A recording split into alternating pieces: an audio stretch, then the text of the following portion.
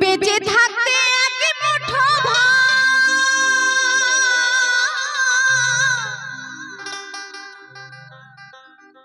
ও গো দাও না মায়ের মুখে মরলে নিমন্ত্রণ করে খাওয়াও পাড়ার লোকে মরলে নিমন্ত্রণ করে খাওয়াও পাড়ার লোকে।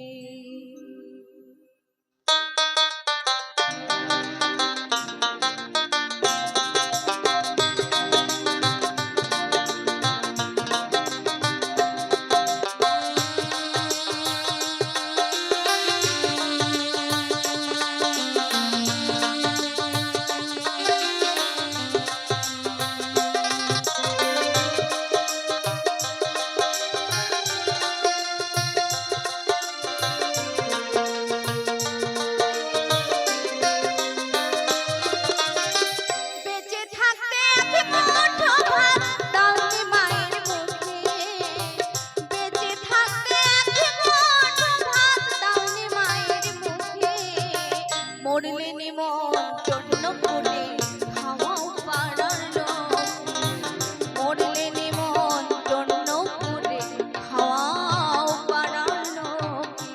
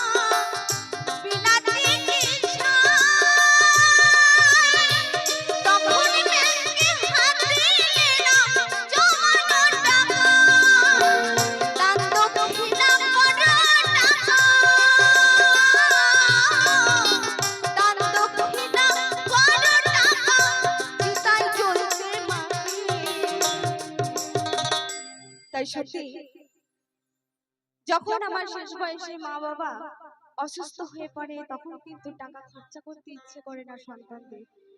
মনে হয় কি এই বোঝা নামলেই বাঁচি, কি হবে আর টাকা পয়সা খরচা করে, আর দুটো দিন হয়তো বাঁচবে পৃথিবীতে, তাই না?